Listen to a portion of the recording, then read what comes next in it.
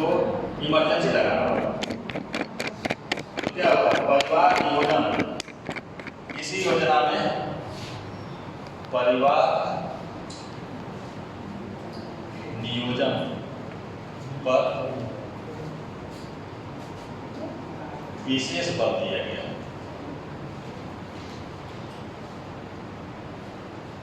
आगे चलते जो परिवार नियोजन में औरतें बढ़ चढ़ के हिस्सा ली, उसके पीछे जानते हो काम क्या था? पुरुष की तो नसबंदी हो गई, ठीक। और उस समय टेक्नोलॉजी के अनुसार ऐसा नहीं है कि 100% नसबंदी जो सफल ही थी। महिला का प्रेगनेंसी आ गया, पुरुष परेशान नहीं कि ये आया तो कैसे आया। इसलिए महिलाओं ने सोचा कि परिवार चलता रहे, इसलिए इसका छोड़ो हम अपने करा लेते हैं, ठीक। यदि ऑपरेशन के बाद भी यदि कोई दिक्कत होती है तो पुरुष ये करने के लिए नहीं रहेगा ना कि किसका है, तब आगे देखो पुरुषों में नसबंदी नहीं होता, जो भी होता है किसका होता है? महिलाओं का। इसलिए समाज में महिलाओं का बहुत बड़ा योगदान है। इन लोगों ने आगे बढ़ के ये इतना बड़ा कष्ट अपने कंधे पे ले लिया कि पुरुष नसबंदी करा के आया, भाई जब नसबंदी उसकी सफल न हुई तो दिक्कत आई कि नहीं। तो इसलिए महिलाओं ने जिम्मेदारी अपने कंधे पे लिया। देखो पुरुष की नसबंदी बहुत कम होती है और सबसे अधिक किसकी होती है? महिलाओं की। हम महिलाओं ने परिवार की जिम्मेदारी को समझा, जेंडर शिक्षा बढ़ी, महिलाओं ने समझा कि चिंटू गुड्डू और गुड्डी पैदा हुए 5 लोग तो अंडरवियर मांगने के लिए हमारे पास आए। बाप तो आया, जो है दिन भर कमा के शाम को सोया, सुबह चल दिया। इन बच्चों की जिम्मेदारी महिला को समझ रही है, पढ़ने जाएगा, बढ़िया कपड़ा पहने, जूता पहने, समझ। देखो हम उस समय में हमें लगता है 1 से 2 कपड़ा ना दे वही बहुत। आज के एक लोअर मिडिल क्लास के बच्चे को भी देखो तो उसके बाद 10 सेट कपड़ा है, 5-5 जो जूता रखते हैं, तो उसमें क्या है? कंट्रोलिंग। 1990 के पहले जो माँ बाप थे उनको 5 से कम पे संतोष नहीं था। अपने अपने अपने रिश्तेदारी में उनको जोड़ के देखो, अपने पिताजी के मनोज जो साथ वाले लोग हैं उनसे नीचे चले जाओ, अपने बाबा के जनरेशन में जोड़ोगे तो 10-11 औसत निकल जाएगा। और उसमें 5 से 7 जो जीवित रहेंगे, 2-4 विकेट गिरने के बाद भी कोई बात नहीं। चलिए अगला काम क्या होगा इसमें?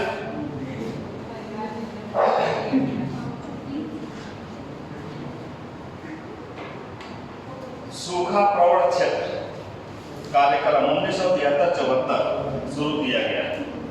सूखा प्रवण क्षेत्र चिन्हित किया गया उन क्षेत्रों को जहां पे कि कंटिन्यू सूखा पड़ रहे थे, तो आप सिंचाई सुविधा का विकास करने के लिए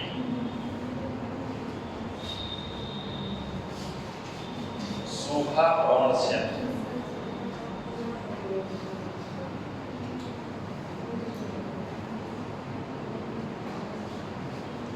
1973-74 सूखा प्रवण क्षेत्र में शुरू किया गया। DPAP इसका जो है ये पूछता है, DPAP इसका शॉर्ट फॉर्म की शुरुआत की गई है।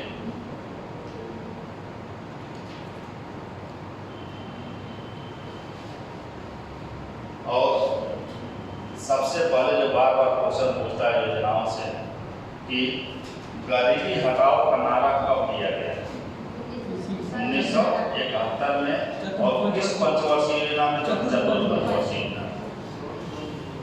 1971 में पहली बार गरीबी हटाओ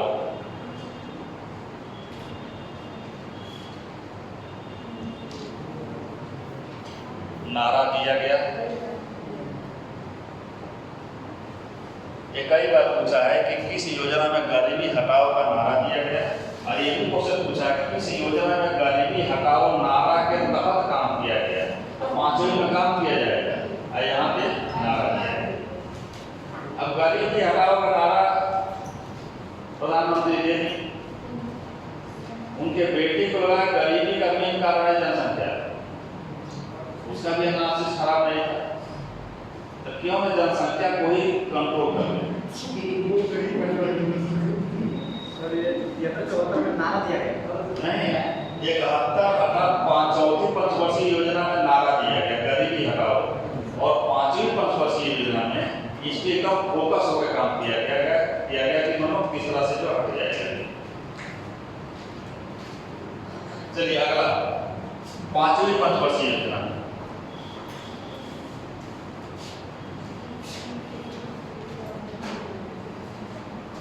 पांचवी पंचवर्षीय योजना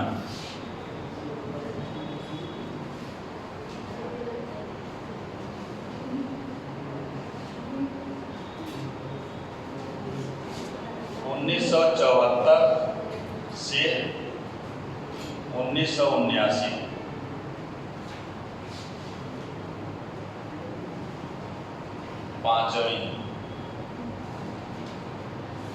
पांचवी पंचवर्षीय योजना कब से कब थे? 74 से 79। इस योजना को डिजाइन जो दिए थे वो थे डीपी धर, शिल्पकार, इस योजना के शिल्पकार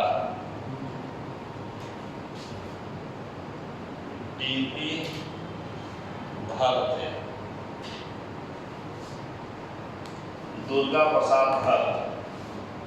डीपी धर का मतलब है दुर्गा प्रसाद धर। इस योजना के दो लाइन केवल, इस योजना की समय सीमा लक्ष्य लिखे ऊपर 4.4 लक्ष्य इसका था 4.4% और प्राप्ति कितनी हुई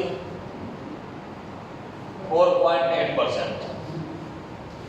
4.8% हाँ ज्यादा। हाँ लिखो, इस योजना की समय सीमा, इस योजना की समय सीमा 1974 से 1979 थी। 1979 से 79 थी, किंतु तत्कालीन जनता दल की सरकार, तत्कालीन जनता दल के सरकार के मुखिया, जनता दल के सरकार के मुखिया अर्थात PM, prime minister PM Morarji Desai द्वारा सरकार बदल गई थी। एनएक्सी के बाद चुनाव हुआ, कांग्रेस पूरी तरीके से पराजित हुई और जनता दल की सरकार बनी, और जनता दल के मुख्यमंत्री प्रधानमंत्री कौन बने? मोरारजी देसाई। मोरारजी देसाई कब से गुस्सा है? जब इंदिरा जी को प्रधानमंत्री बना दिया, कांग्रेसी थे, बाद में टूट के जो है जनता दल बना दिया। और आगे चल के इंदिरा जी एक गलती कर गई, आपातकाल लागू कर दी। आपातकाल के तहत जनता दल अपना माहौल बना लिया, माहौल बना लिया, कांग्रेस हार गई, जनता दल जीत गई। तो सरकार का प्रधानमंत्री कौन बना? मोरारजी देसाई। चलिए, मुखिया मोरारजी देसाई द्वारा इसे 1978 ईस्वी में ही जनता दल के मुखिया प्रधानमंत्री मोरारजी देसाई द्वारा इसे 1978 ईस्वी में ही समाप्त कर दिया गया।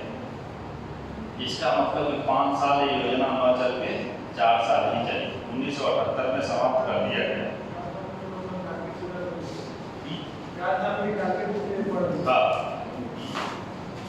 टारगेट पूरा हो ही गया था। टारगेट पूरा हो गया था, और भी हो सकता टारगेट और भी बड़ा होता, लेकिन ये क्या किया कि इस योजना को पंचवर्षीय योजना को हटा दिया।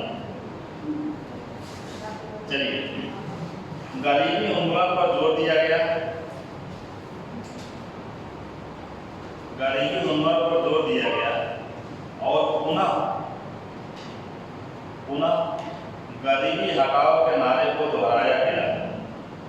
गरीबी उन्मूलन पर जोर दिया गया और पुनः गरीबी हटाओ के नारे को दोहराया गया।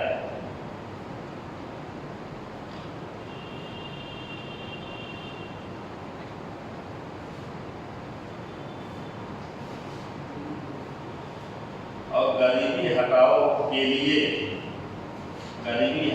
लिए सरकार द्वारा निम्न प्रोग्राम चलाए गए। निम्नलिखित प्रोग्राम या कार्यक्रम चलाए गए।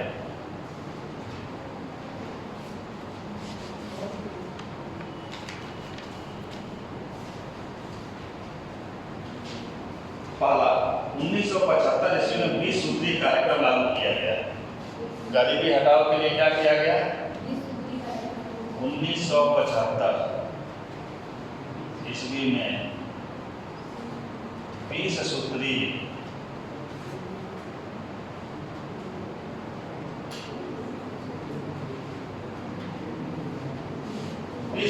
कार्यक्रम लागू किया गया। नहीं, फार्मूला होता है, सूत्र। 20 फार्मूले अपनाए गए जिससे कि गरीबी को खत्म किया जा सके।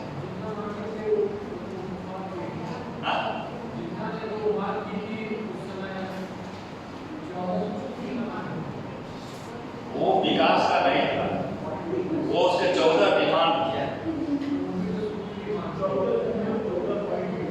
14 पॉइंट और 21 पॉइंट 20 फार्मूला था। ये फार्मूला अगर लगाएंगे तो ये इससे सेक्टर गरीबी खत्म हो जाएगी। चलिए, इसका उद्देश्य क्या था? कि सूत्रीय कार्यक्रम का सामाजिक आर्थिक विकास,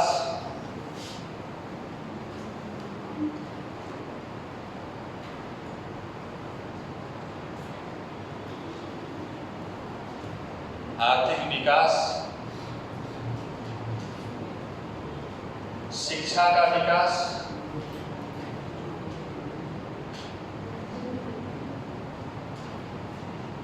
स्वास्थ्य सेवाओं का विकास,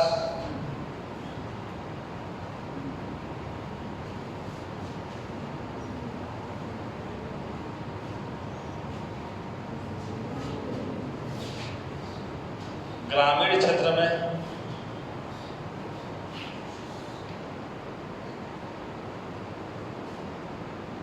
कृषि एवं रोजगार का सृजन, ये इस विश्वसूत्री कार्यक्रम के मुख्य उद्देश्य थे। एवं रोजगार का सृजन। 1977 से 78 काम के बदले अनाज कार्यक्रम की शुरुआत की गई। 1977-78 से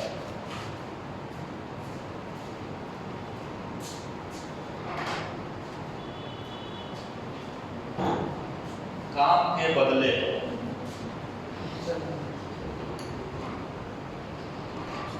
अनाज। 1977-78 में गरीबी हटाने के लिए एक और फार्मूला लाया गया। क्या? काम के बदले अनाज। यही काम इस समय सरकार को करना चाहिए। अनाज तो दे रही है, कुछ तो कराओ। अरे नहीं, कुछ तो तालाब बहुत दिए गए, उसको पटवाओ। आज जो पटे हैं उसको खुदवाओ, आज जो फिर पाते हो फिर उसको खुदवाओ। कुछ कराओ तब उसको दो।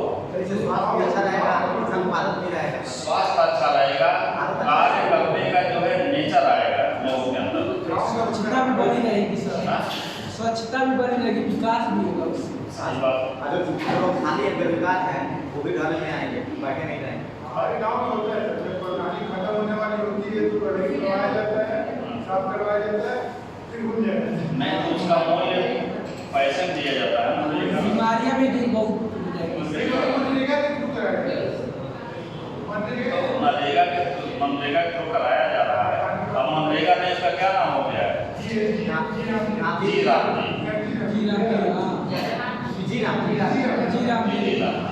अच्छा तो है, बढ़िया नाम के नाम है और क्या है? अच्छा है सर। सही बात है। एक भागवत में कथा आता है, अजामिल की कथा। अजामिल कोई सुना है नहीं? नहीं अजामिल की कथा कोई सुना है नहीं? नहीं सर, कौन सुना है? कोई नहीं सुना है। सुनाइए। अजामिल एक डाकू था, वह खूंखार डाकू, और उसकी जो पत्नी थी वो बहुत धर्मांध थी। जैसे कोई भी संत वगैरह को जो पानी पिलाना, अब डाकू की पत्नी है तो कुछ आता तो खिला भी देती थी। एक बार संतों का एक झुंड अर्थात 8-9 संत उसके दरवाजे से गुजरे और उसके दरवाजे बैठ गए। अजामिल की पत्नी उस समय अकेली थी, अकेली उसकी पत्नी थी। तो कही कि ठीक है, आप लोग क्या चाहते हैं? तो कहा कैसे पैसा है कि जो संत सेवा होता है वही कर दो। तो जल्दी जल्दी जो सबको जो भी नाश्ता पानी था कराई, और कराने के बाद जो है कही कि आप लोग से मेरी ये गुजारिश है कि आप लोग नाश्ता करके अब हमारे दरवाजे चले जाइए। तो संतों के जो हेड थे वो कहे कि बेटा ऐसा क्यों? तो कहे कि ऐसा है कि मेरा पति आ जाएगा ना, तो वो नहीं समझेगा कि आप लोग संत हैं। आप लोगों को जो खाए हैं अंदर वो भी निकालिएगा, जो आपके झोली में है लोटा होगा वो तो छीन ही देगा। तो पता चल जाएगा कि मैं खिलाई हूँ, तभी दिक्कत हो जाएगी। तब वो कहे कि हम लोग तो आराम करना चाहते हैं, संत इस प्रजाति के होते हैं, यदि खिला दिए ना तो कहेंगे रुपया मैं आपको थोड़ा आराम कर लगे। कहीं नहीं, आराम मत दीजिए, कहीं बागीचे में जाकर आराम कर दीजिए। देखिए मेरी श्रद्धा थी, मैं आप लोगों का जो है सेवा की, लेकिन आप लोगों की सुरक्षा के हित में यही रहेगा कि आप लोग तुरंत यहाँ से चले जाइए, नहीं तो उसका टाइम हो गया आएगा। तो संत कहेंगे देखो तुम्हारी सेवा से मैं इतना प्रसन्न हुआ कि आशीर्वाद स्वरूप मैं ये कर रहा हूँ कि जो तुम्हारे पेट में जो बच्चा है जो अभी पैदा होने वाला, उसका नाम तुम नारायण रखना। ठीक है, पैदा हुआ तो नारायण रखना, लेकिन आप लोग जाइए।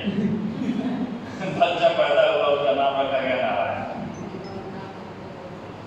और छोटा बच्चा था और अजामिल का कर्म बहुत बुरा था, वही लुटेरा था।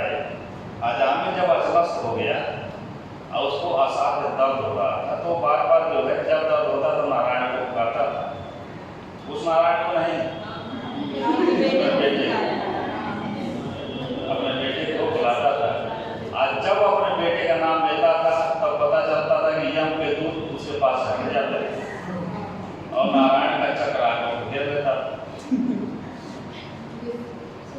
उसी तरह से जी राम जी से किया गया है कि मरते समय योजना का भी नाम ले लोगे तो हो सकता है नारायण का चक्र आ जाए। एक नेता की डिबेट में कह रहे थे, जो मैं कहा था ना, एक नेता की डिबेट में कह रहे थे कि जी राम जी के पीछे उद्देश्य बताइए, ऐसे ऐसे नेता हैं उनके पास कोई तार्किक वो नहीं है। ठीक है, असर पड़ता है, सही बात है। चलिए, राष्ट्रीय राजमार्ग प्रणाली नेशनल हाईवे का कॉन्सेप्ट सबसे पहले इसी योजना के दौरान आया। राष्ट्रीय राजमार्ग प्रणाली का विकास सर्वप्रथम 5वीं पंचवर्षीय योजना में ही आया था। MNP न्यूनतम आवश्यकता कार्यक्रम की शुरुआत की गई। MNP अर्थात न्यूनतम आवश्यकता कार्यक्रम की शुरुआत हुई। न्यूनतम आवश्यकता कार्यक्रम की शुरुआत MNP के माध्यम से, और रोटी, कपड़ा और मकान 3 चीजों को क्योंकि अब रोटी के मामले में कहीं ना कहीं हम आत्मनिर्भर हो चुके थे। तब क्या हुआ, कपड़े की डिमांड थी। और जब कपड़े से भी जब हम तन थक लिए तब एक बार एक छत भी चाहिए, तो सबसे पहले इसी में आया। इसके पहले रोटी से अधिक हम तो सोच ही नहीं पा रहे। रोटी, कपड़ा और मकान, ये आपका जो न्यूनतम जरूरत है। अब कहाँ हम चले गए, रोटी कपड़ा से और मकान से तो हम लैस हो गए। हालांकि मकान वाला कॉन्सेप्ट चल रहा है कि जो है मुख्यमंत्री और प्रधानमंत्री दोनों जो आवास योजना चल रही है, लेकिन रोटी और कपड़ा से निश्चिंत है भारत। अब किसी को कपड़ा ले जाके दो ना, जिसको पहले लोग क्या करते थे कि उच्च वर्ग के लोग कपड़ा पहन के जो है कुछ गरीब लोगों को दान कर देते थे। अब गरीब इतना है कि किसी गरीब के पास 4 सेट से कम कपड़ा नहीं है, 3-4 सेट तो है। कपड़े की कहाँ दिक्कत है, जहाँ पर रेलवे स्टेशन जो कौन है हॉस्पिटल के सामने वहीं पर हम लोग का ऑफिस है, वो 50 रुपये चिल्लाते हैं, 50-10 रुपये स्टेशन। तो अब कहाँ जरूरत, हाँ कुछ लोगों को मकान बनाने में दिक्कत है, सरकार योजना चलाई गई है। अब जरूरत पड़ी क्या, रोटी कपड़ा मकान से ऊपर उठ गए तो शौचालय, तो मोदी जी शौचालय क्रांति ला दी, लाई नहीं। नहीं तो शौच के बारे में भारत के लोग सोचते ही नहीं थे कि शौच भी बंद करके किया जाता है, नहीं।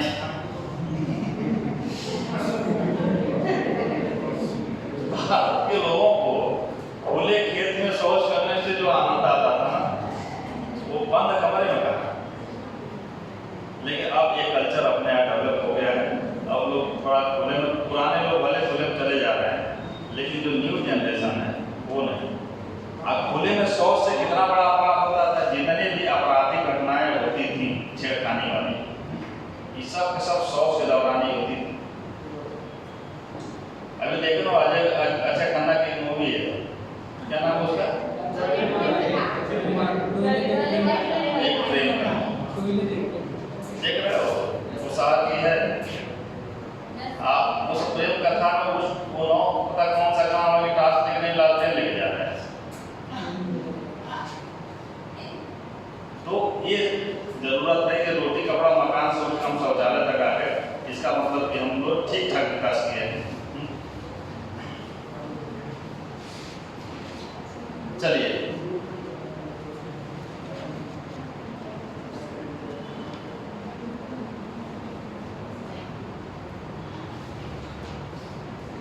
पांचवी पढ़ रहे थे ना। सबसे जो विशेष काम रक्षा क्षेत्र में हुआ 18 मई 1974। 18 मई 1974 क्या हुआ था, 18 मई 1974 को भारत में परमाणु परीक्षण कर दिया गया। 18 मई 1974 पोखरण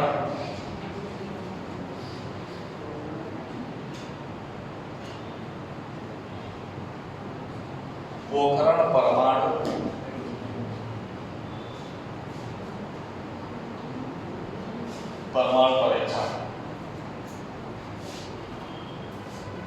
पोखरण परमाणु परीक्षण।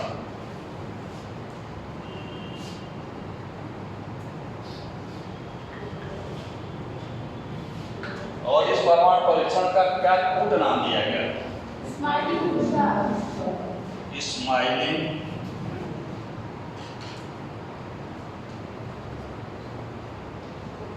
बुद्धा। और इसी परीक्षण पर पाकिस्तान में आग लग गई। जब 74 परीक्षण किया तो पाकिस्तान में आग लग गई। जियाउल हक की सरकार थी वहाँ पे, और वो नारा दिया, वो जानता था अपने आप का, हम घास की रोटी खाने के लिए परमाणु बम बनाएंगे। और 4 साल बाद 78 में परीक्षण कर दिया। उस समय की पत्रिकाओं को देखोगे, जो किताबों का वो उसका प्रिंट मिलता है, तो अच्छे अच्छे घर की औरतों को कूड़े में रोटी गिनते हुए दिखाया गया है। पूरा जो इकोनॉमिकल स्रोत था उसका वह सब का सब क्या किया, ढूंढ दिया परमाणु परीक्षण, और उस बम का नाम रखा गया इस्लामिक बम। अन्य इस्लामिक कंट्री से भी चंदा लिया, और इसलिए कि जब भी आप लोगों को संकट हो आएगा ये बम आपके लिए भी है। चलिए, और इसी समय मिसाइल और रक्षा अनुसंधान की नींव रखी गई। इसी योजना के तहत या इसी योजना के दौरान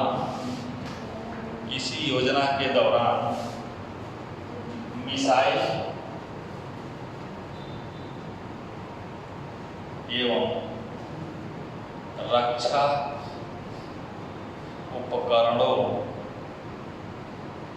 के विकास के लिए अधिक जोर दिया गया।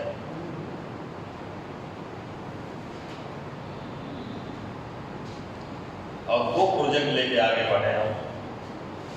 एक था प्रोजेक्ट डेविल।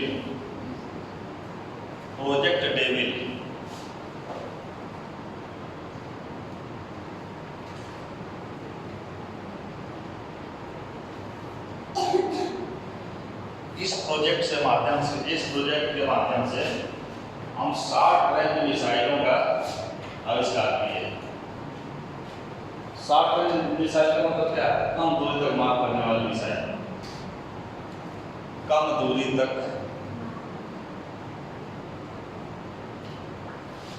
एवं सतह से हवा में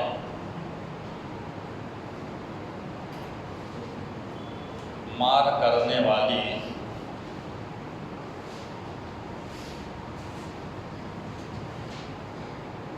मिसाइलों का आविष्कार शुरू किए। क्वेश्चन पूछता है कि ऑपरेशन डेविल किससे संबंधित है? तो किसे? 60 रेंज मिसाइलों के लिए हम शुरू किए। और दूसरा था प्रोजेक्ट वेलिएंट, और दूसरा था मिसाइल के क्षेत्र में प्रोजेक्ट वेलिएंट। और इस प्रोजेक्ट के तहत हम ICBM पे काम करना शुरू कर दिए। मिसाइल के सेक्टर में ICBM क्या है? इंटरकॉन्टिनेंटल बैलिस्टिक मिसाइल, अर्थात एक महाद्वीप से दूसरे महाद्वीप में मार करने वाली मिसाइल को काम कब शुरू कर दिए? इसी समय। अपने ICBM कौन है? अग्नि में कौन? अग्नि 5। अभी हालांकि एकदम फाइनल रूप से उसका परीक्षण नहीं हो पाया है, लेकिन अग्नि 5 जो है वो है ICBM। अग्नि 2, 3, 4 तक ये ICBM नहीं है, लेकिन अग्नि 5 का हमारी जब पूर्ण रूप से डेवलप हो जाएगी तो यहाँ बैठे बैठे अमेरिका के किसी शहर में बम गिरा देंगे। इसी में मात खा जा रहा है ईरान। देखो आसार, ईरान जाओगे? हाँ, ईरान जाओगे? क्यों नहीं जाओगे यार? देख रहे हो ईरान के खमैनी अपने भारत के ही थे, तुम करो ईरान नहीं जाएंगे।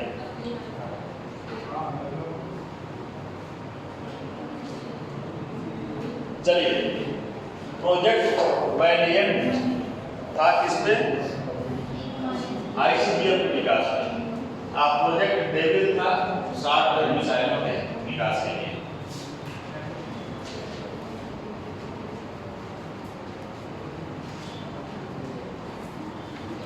चलिए अगला, क्या बच गया? 3। हाँ चलो, अभी 15 मिनट टाइम है। 3 बजे तक है ना?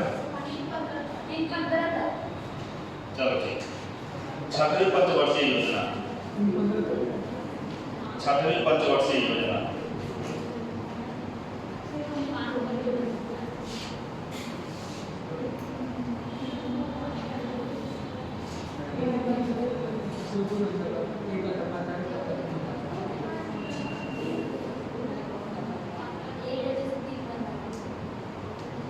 छठवीं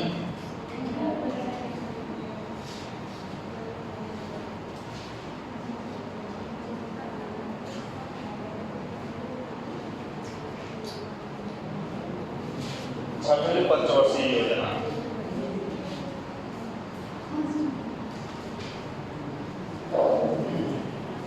समृद्धि लक्ष्य 5.2 और वास्तविक समृद्धि 5.66।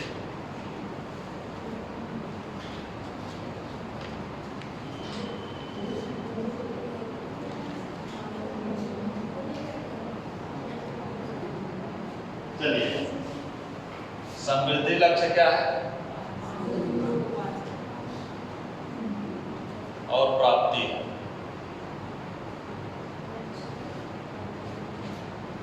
5.2 और 5.66।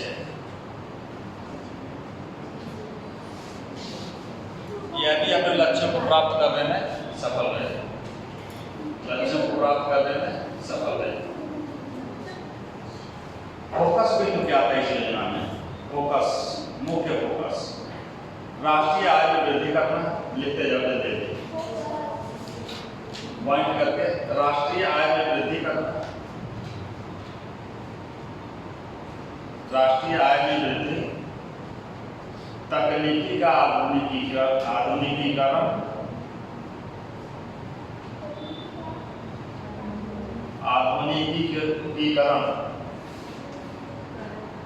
तकनीकी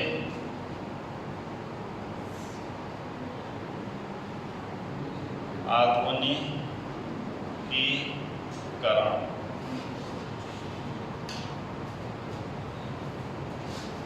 निर्धनता बेरोजगारी में निरंतर कमी को सुनिश्चित करना। निर्धनता एवं बेरोजगारी, निर्धनता गरीबी एवं बेरोजगारी में निरंतर कमी को सुनिश्चित करना, निरंतर कमी को सुनिश्चित करना। निर्धनता एवं बेरोजगारी में निरंतर कमी को सुनिश्चित करना। इस योजना में भी आइए सर, इस योजना में भी गरीबी हटाओ का नारा दिया गया। गरीबी हटाओ का नारा 3 योजनाओं में कंटिन्यू चल रहा है। गरीबी हटाओ का नारा दिया गया है।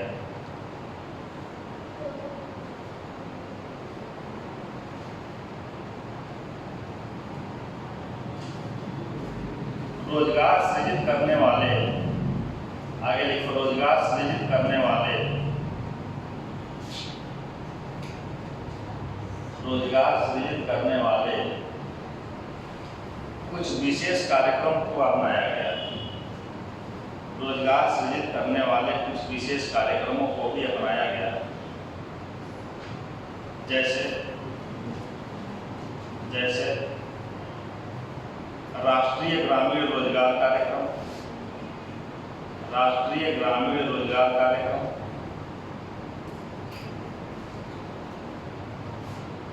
एकीकृत ग्रामीण रोजगार कार्यक्रम, एकीकृत ग्रामीण रोजगार कार्यक्रम, राष्ट्रीय ग्रामीण रोजगार कार्यक्रम, एकीकृत ग्रामीण रोजगार कार्यक्रम, एकीकृत ग्रामीण रोजगार कार्यक्रम, ग्रामीण एवं सूक्ष्म रोजगार कार्यक्रम, ग्रामीण एवं सूक्ष्म रोजगार कार्यक्रम। और इसी योजना में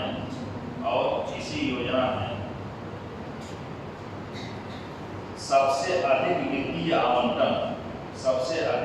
वित्तीय आवंटन ऊर्जा क्षेत्र में को किया गया। वित्तीय आवंटन ऊर्जा क्षेत्र में किया गया। ऊर्जा क्षेत्र,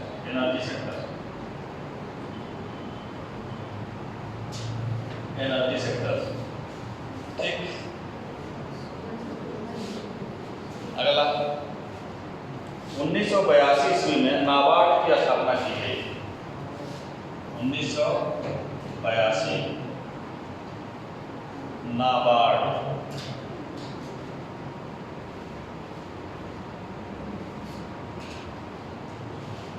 की स्थापना की गई। नाबार्ड नेशनल बैंक था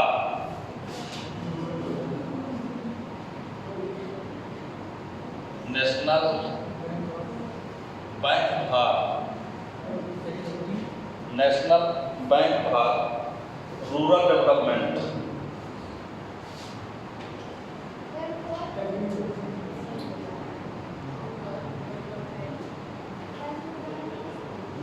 national bank for rural development NABARD का पूर्ण फॉर्म होता है।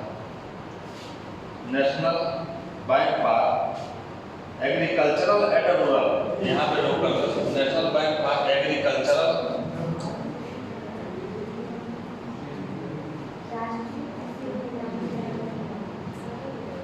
And rural development. National bank for agricultural and rural development, इस बैंक की स्थापना हुई। इसको हिंदी में क्या कहा जाता है? राष्ट्रीय कृषि और ग्रामीण विकास बैंक। चलिए, इसकी स्थापना बी शिवरामन समिति की सिफारिश पर हुई थी। इस बैंक की स्थापना बी शिवरामन समिति की सिफारिश की गई थी।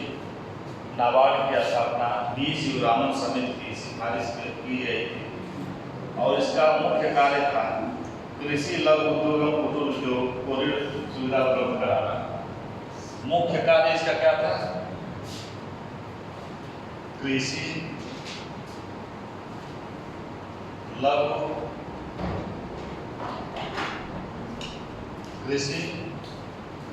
उद्योग एवं कुटीर उद्योग के लिए ऋण उपलब्ध कराना। लघु एवं कुटीर उद्योग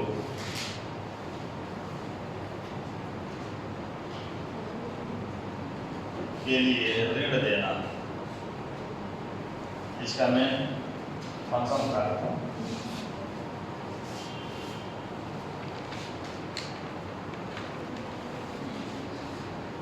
भारतीय निर्यात आयात बैंक 1982 में ही भारतीय निर्यात आयात बैंक की स्थापना की गई। 1982 में ही भारतीय निर्यात आयात बैंक की स्थापना। एक क्वेश्चन पूछा गया है, एक्जिम बैंक की स्थापना कब हुई? यही है निर्यात आयात बैंक, एक्जिम बैंक, इसी को कहा जाता है। इसका मुख्य कार्य भारतीय निर्यातकों को ऋण प्रदान करना था। इस बैंक का मुख्य कार्य भारतीय निर्यातकों को ऋण प्रदान करना इसका मुख्य वक्त।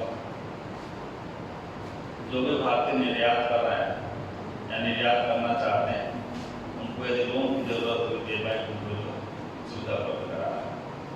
देख रहे हो इकोनॉमी किस तरह से डेवलप हो रही है, अलग अलग सेक्टर के बैंक खुल रहे हैं। नाबार्ड क्या है? कृषि सेक्टर और कृषि से रिलेटेड जो उद्योग होते हैं छोटे मोटे, उसके लिए ये लोन देगा। जो उद्योगपति निर्यातक यहाँ से वस्तुओं खरीदते हैं और किसी देश में निर्यात करते हैं, उनके लिए क्या एक्जिम बैंक आ गया। 1982 में ही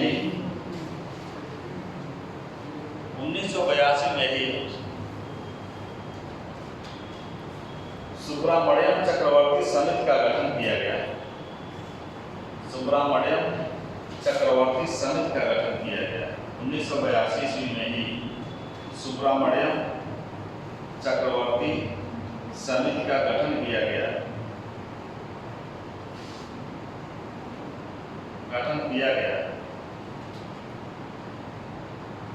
और इसी समिति ने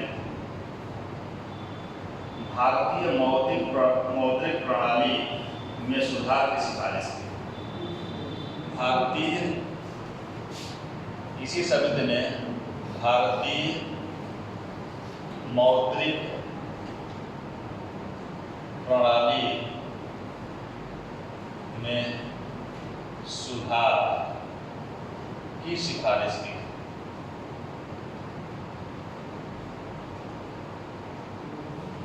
कि भारत को अपनी मौद्रिक प्रणाली में सुधार करना चाहिए। 7वीं पंचवर्षीय योजना 7th 5-year प्लान, 7वीं पंचवर्षीय योजना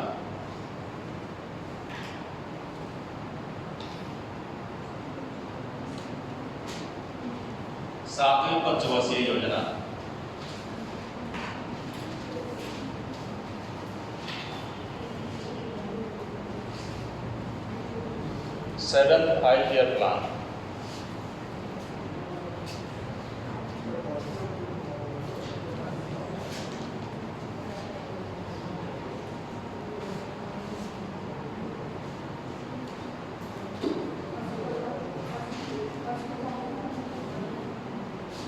सातवीं पंचवर्षीय योजना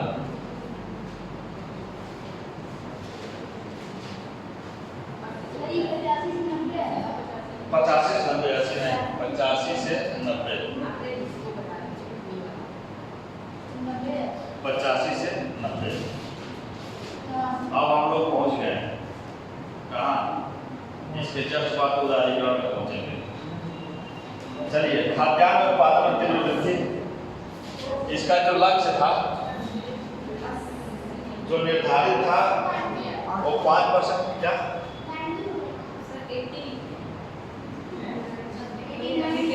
85 था 90। चलिए, उतना तो 5 साल जोड़ते जोड़ते तुम बना ही लोगे, उसमें क्या दिक्कत है? बोल रहे हैं। चलिए, 5% लक्ष्य था और प्राप्त की कितनी? 6.1। यह भी जो है अपने लक्ष्य से ऊपर पहुंच गई थी। विशेष फोकस क्या था? लिखते जाओ। विशेष फोकस खाद्यान्न उत्पादन में तीव्र वृद्धि करना, खाद्यान्न उत्पादन में तीव्र वृद्धि करना, रोजगार के अवसरों को बढ़ाना, रोजगार के अवसरों को बढ़ाना,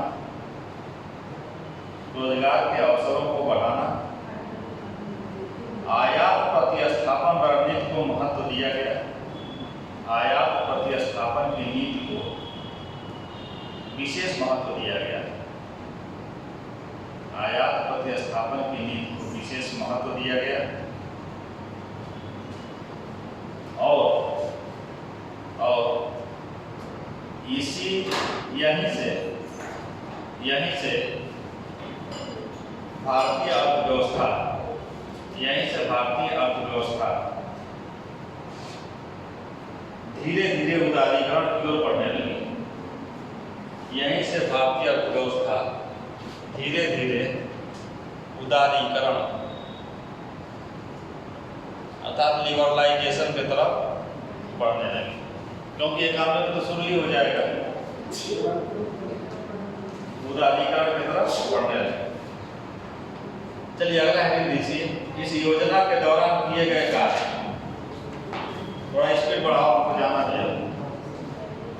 इस योजना के दौरान किए गए कार्य, इस योजना के दौरान किए गए कार्य। चलिए, 1989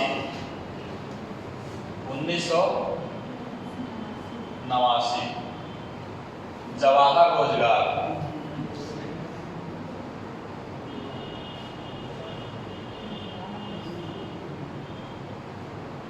योजना शुरू की गई। 1989 में जवाहर रोजगार योजना शुरू की गई। 1987 ये दोनों डेट बहुत इंपॉर्टेंट है। 1987 ऑपरेशन ब्लैक बोर्ड की शुरुआत की गई। 1987 ऑपरेशन ब्लैक बोर्ड, शिक्षा में सुधार हेतु ऑपरेशन ब्लैक बोर्ड योजना लाई गई। 1987 शिक्षा सुधार के लिए, शिक्षा में सुधार। क्योंकि देखो अब पेट भी भरना शुरू हो चुका है और हम कपड़ा भी पहन रहे हैं। अब इसके बाद सब क्या होगा? शिक्षा और छत, ये दो चीज चाहिए। तो हम शुरू कर दिए क्या, शिक्षा पर विशेष फोकस होने लगे। शिक्षा में सुधार के लिए ऑपरेशन ब्लैक बोर्ड। इस समय आता तो क्या आता, व्हाइट बोर्ड आता, smart board, white board, operation smart board. चलिए 1988 राष्ट्रीय साक्षरता मिशन की शुरुआत की गई। 1988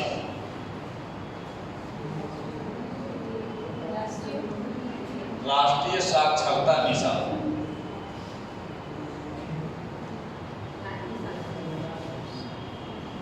राष्ट्रीय साक्षरता मिशन 1988 में शुरू की गई। 12 अप्रैल 1988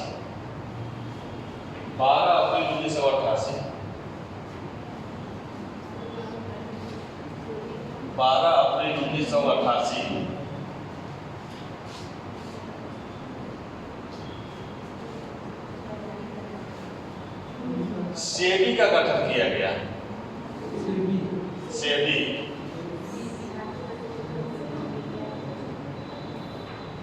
सेबी क्या है?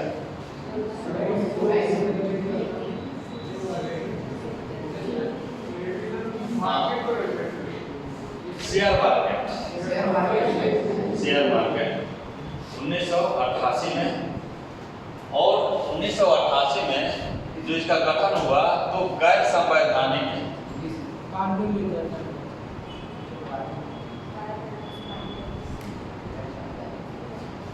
गैर संवैधानिक निकाय बनाया गया था। लेकिन 1992 में इसे संवैधानिक निकाय बना दिया गया।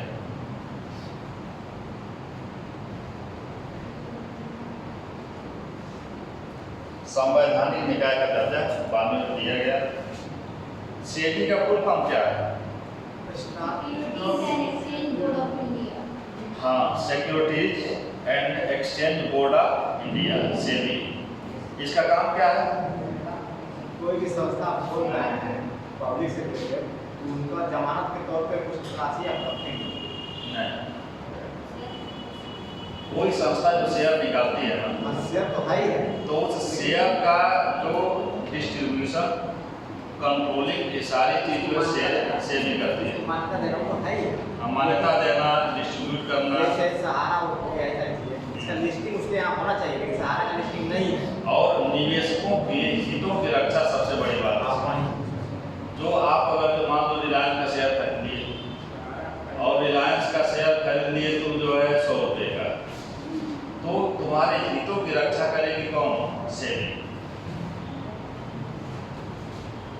चलिए, सेबी का मुख्यालय कहाँ है? कहाँ पे? मुंबई। मुंबई।